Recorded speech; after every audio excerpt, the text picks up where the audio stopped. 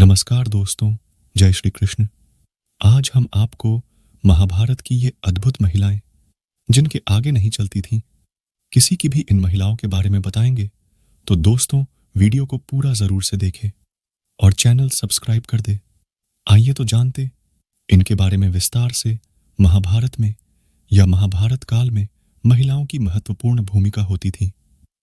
इस काल में महिलाएं जितनी स्वतंत्र थीं, उतनी ही परतंत्र भी थीं।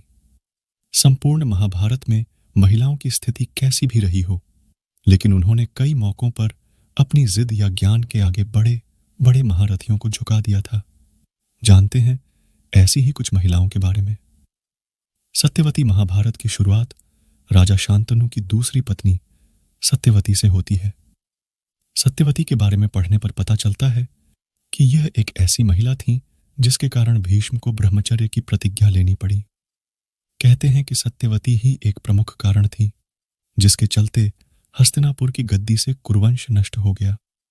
यदि भीष्म सौगंध नहीं खाते तो सत्यवती के पराशर से उत्पन्न पुत्र, वेदव्यास के 3 पुत्र पांडु, धृतराष्ट्र और विदुर हस्तिनापुर के शासक नहीं होते, या यह कहें कि उनका जन्म ही नहीं होता। तब इतिहास ही कुछ और होता। गांधारी सत्यवती के बाद यदि राजकाज में किसी का दखल था तो वह थी धृतराष्ट्र की पत्नियां गांधारी। कहते हैं कि गांधारी का विवाह भीष्म ने जबरदस्ती धृतराष्ट्र से करवाकर उसके संपूर्ण परिवार को बंधक बनाकर रखा था। गांधारी के लिए यह सबसे दुखदाई बात थी। गांधारी के लिए आंखों पर पट्टी बांधने का एक कारण यह भी था, धृतराष्ट्र आंखों से ही नहीं, मन से भी अंधों की भांति व्यवहार करते थे। इसलिए गांधारी और उनके भाई शकुनी को अप्रत्यक्ष रूप से सत्ता संभालनी पड़ी। गांधारी को यह चिंता सताने लगी थी कि कहीं कुंती के पुत्र सिंहासनारूढ़ न हो जाए। ऐसे में शकुनी ने दुर्योधन के भीतर पांडवों के प्रति घृणा का भाव भर दिया था। हालांकि यह भी कहा जाता था कि शकुनी भीष्म, धृतराष्ट्र आदि से बदला लेना चाहता था, इसीलिए उसने यह षड्यंत्र रचा था। गांधारी ने ही अपनी शक्ति के बल पर दुर्योधन के अंग को वज्र के समान बना दिया था, लेकिन श्री कृष्ण की चतुराई के चलते उसकी जंघा वैसी की वैसी ही रह गई थी, क्योंकि श्री कृष्ण ने कहा था कि मां के समक्ष नग्न अवस्था में जाना पाप है।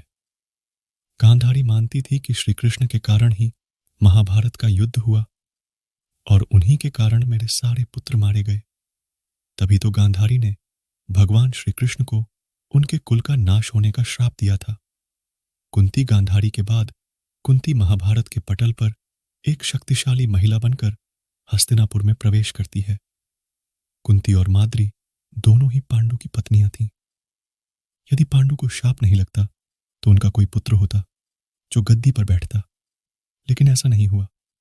तब पांडु के आग्रह पर कुंती ने एक एक कर कई देवताओं का आवाहन किया। इस प्रकार माद्री ने भी देवताओं का आवाहन किया। तब कुंती को 3 और माद्री को 2 पुत्र प्राप्त हुए, जिनमें युधिष्ठिर सबसे ज्येष्ठ थे। कुंती के अन्य पुत्र थे भीम और अर्जुन, तथा माद्री के पुत्र थे नकुल व सहदेव। कुंती ने धर्मराज, वायु एवं इंद्र देवता का आवाहन किया था, तो माद्री ने अश्विन कुमारों का। इससे पहले कुंती ने विवाह पूर्व सूर्य का आह्वान कर कर्ण को जन्म दिया था और उसे एक नदी में बहा दिया था। एक शाप के चलते जब पांडु का देहांत हो गया तो माद्री पांडु की मृत्यु बर्दाश्त नहीं कर सकी और उनके साथ सती हो गई। ऐसे में कुंती अकेली 5 पुत्रों के साथ जंगल में रह गए। अब उसके सामने भविष्य की चुनौतियां थीं। ऐसे में कुंती ने मायके की सुरक्षित जगह पर जाने के बजाय ससुराल की असुरक्षित जगह को चुना। 5 पुत्रों के भविष्य और पालन पोषण के निमित्त उसने हस्तिनापुर का रुख किया, जो कि उसके जीवन का एक बहुत ही कठिन निर्णय और समय था। कुंती ने वहां पहुंचकर अपने पति पांडु के सभी हितैषियों से संपर्क कर उनका समर्थन जुटाया। कुरुक्षेत्र के सम्रांगण में अर्जुन ने अपने रथ को दोनों सेनाओं के मध्य ले जाने के लिए श्री कृष्ण को क्यों कहा? सभी के सहयोग से कुंती आखिरकार राजमहल में अपनी जगह बनाने में कामयाब हो गई। कुंती और समर्थकों के कहने पर धृतराष्ट्र और गांधारी को पांडवों को पांडु का पुत्र मानना पड़ा। राजमहल में कुंती का सामना गांधारी से भी हुआ।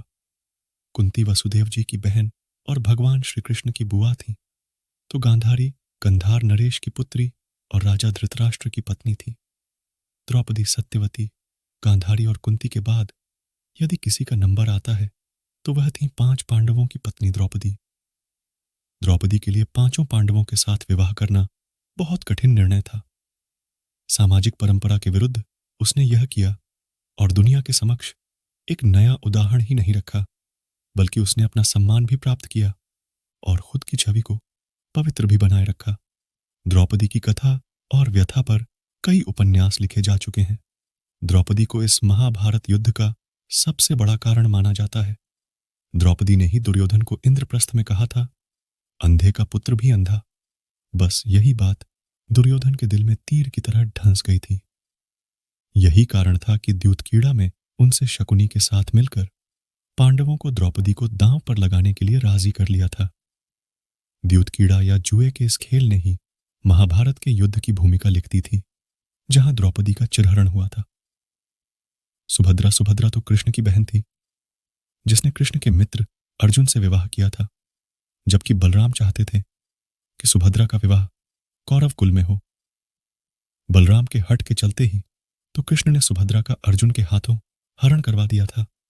बाद में द्वारका में सुभद्रा के साथ अर्जुन का विवाह विधिपूर्वक संपन्न हुआ। विवाह के बाद वे 1 वर्ष तक द्वारका में रहे और शेष समय पुष्कर क्षेत्र में व्यतीत किया। 12 वर्ष पूरे होने पर वे सुभद्रा के साथ इंद्रप्रस्थ लौट आए। लक्ष्मणा श्री कृष्ण की आरष पत्नियों में एक जांबवती थी। जांबवती कृष्ण के पुत्र का नाम सांब था। सांब का दिल दुर्योधन भानुमति की पुत्री लक्ष्मणा पर आ गया था और वे दोनों प्रेम करने लगे थे। दुर्योधन के पुत्र का नाम लक्ष्मण था और पुत्री का नाम लक्ष्मणा।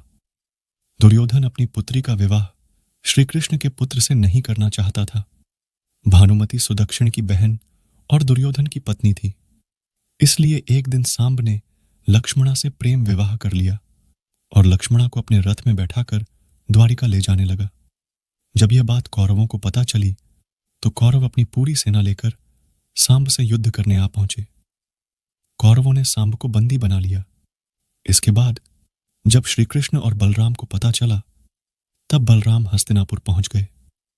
बलराम ने कौरवों से निवेदन पूर्वक कहा कि सांब को मुक्त कर उसे लक्ष्मणा के साथ विदा कर दें, लेकिन कौरवों ने बलराम की बात नहीं मानी। तब बलराम ने अपना रौद्र रूप प्रकट कर दिया। वे अपने हल से ही हस्तिनापुर की संपूर्ण धरती को खींचकर गंगा में डुबोने चल पड़े। यह देखकर कौरव भयभीत हो गए। संपूर्ण हस्तिनापुर में हाहाकार मच गया। सभी ने बलराम से माफी मांगी और तब सांब को लक्ष्मणा के साथ विदा कर दिया। द्वारिका में सांब और लक्ष्मणा का वैदिक रीति से विवाह संपन्न हुआ। सत्यभामा भगवान श्री कृष्ण की पत्नी थी। राजा सत्राजित की पुत्री श्री कृष्ण की 3 महारानियों में से एक बनी। सत्यभामा के पुत्र का नाम भानु था। सत्यभामा को एक और, जहां अपने सुंदर होने और श्रेष्ठ घराने की राजकुमारी होने का घमंड था, वहीं देवमाता अदिति से उनको चिरयौवन का वरदान मिला था, जिसके चलते वह और भी अहंकारी हो चली थी। महाभारत में उसका चरित्र इसीलिए उभर कर सामने आते हैं क्योंकि वह राजकार्य और राजनीति में रुचि लेती थी। नरकासुर के वध के पश्चात एक बार श्री कृष्ण स्वर्ग गए और वहां इंद्र ने उन्हें पारिजात का पुष्प भेंट किया। वह पुष्प श्री कृष्ण ने देवी रुक्मिणी को दे दिया। देवी सत्यभामा को देवलोक से देवमाता अदिति ने चिरयौवन का आशीर्वाद दिया था। तभी नारद जी आए और सत्यभामा को पारिजात पुष्प के बारे में बताया कि उस पुष्प के प्रभाव से देवी रुक्मिणी भी चिरयौवन हो गई हैं। यह जान सत्यभामा क्रोधित हो गई और श्री कृष्ण से पारिजात वृक्ष लेने की जिद करने लगी थी। इस तरह सत्यभामा के कई किस्से प्रचलित है। सत्यभामा का घमंड हनुमान जी ने तोड़ा था। मित्रों, कैसा लगा आपको? हमारा यह वीडियो अच्छा लगा हो हमें जरूर बताएं और अपने दोस्तों के साथ भी शेयर करें। हम आपको बहुमूल्य जानकारियां उपलब्ध कराने के लिए समर्पित हैं। हम अपने इस कार्य में उनके समर्थन और सुझाव की अपेक्षा करते हैं ताकि हमारा यह प्रयास और बेहतर हो सके।